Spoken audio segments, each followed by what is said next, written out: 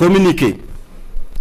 Il y a quelques semaines de cela, les services de renseignement ont intercepté plusieurs communications entre un individu et des chefs terroristes portant sur des détails des positions des forces de défense et de sécurité intérieure, des volontaires pour la défense de la patrie, ainsi que sur les opérations militaires.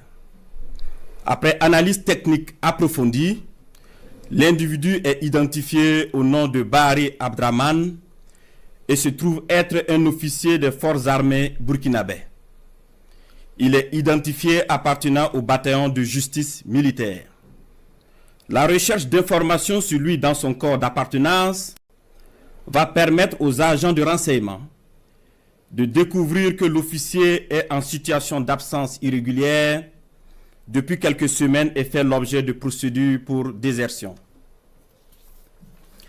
La surveillance des communications du lieutenant déserteur Bahari Abdraman va donner des liens supplémentaires qui vont intéresser les services de renseignement, notamment avec un officier des forces armées du nom de Compaoré Joani, un ancien sous-officier de l'armée burkinabè du nom de Zerbo Laoko, un officier en service au Centre intégré des opérations du Burkina Faso, le commandant Ouedraogo Frédéric, un officier des forces armées en stage dans un pays européen, mais déserteur depuis un bout de temps et ayant rejoint Abidjan du nom de Kaboré Constantin.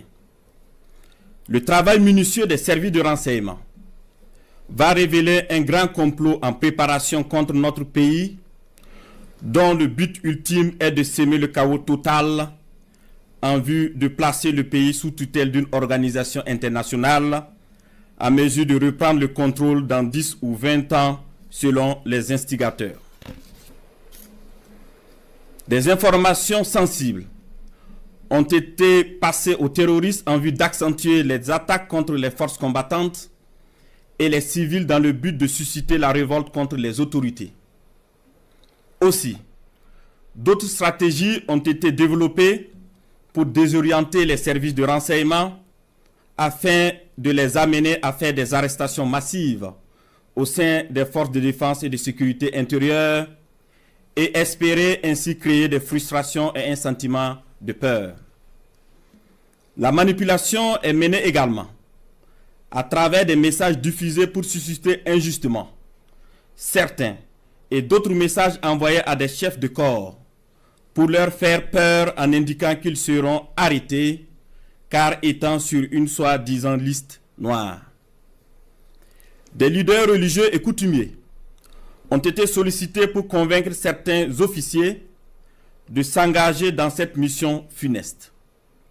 Ce fut le cas malheureusement du capitaine Ouedraogo René David, en fuite actuellement. Dans le même ordre d'idée, des VDP ont été contactés pour démoraliser leurs camarades et de l'argent leur a été envoyé pour cette basse besogne. Tous ces stratagèmes perfides ont été développés dans le seul but de déstructurer l'armée et semer le chaos. Les services de renseignement ont suivi la manœuvre qui devrait aboutir, selon le plan des comploteurs terroristes, le mercredi 16 avril 2025, à un assaut sur la présidence du Faso par un groupe de soldats recrutés par les ennemis de la nation. Cet assaut devrait être mené au même moment que plusieurs attaques terroristes d'envergure pour occuper les vecteurs aériens à défaut de pouvoir les détruire au sol. Quelques jours avant la mise en œuvre de ce projet diabolique, des VDP et soldats patriotes se sont présentés dans plusieurs services, notamment au renseignement et à la présidence du Faso, pour dénoncer le coup en préparation. Ces dénonciations se sont poursuivies jusqu'au mardi 15 avril 2025 et ont permis d'arrêter des cerveaux de la manœuvre à Ouagadougou et d'autres en fuite vers la Côte d'Ivoire. Il faut noter que les cerveaux à l'extérieur du pays sont tous localisés en Côte d'Ivoire, y compris le nommé Bahari Abdraman. Le complot se poursuit activement depuis leur centre des opérations à Abidjan, avec pour objectif de semer le chaos au Burkina Faso avant le mois de juin. Les services de renseignement poursuivent leurs actions de surveillance et tiendront l'opinion nationale au courant de toute évolution de la situation. Plusieurs autres personnes impliquées sont suivies et assumeront les conséquences de leurs actes le moment venu.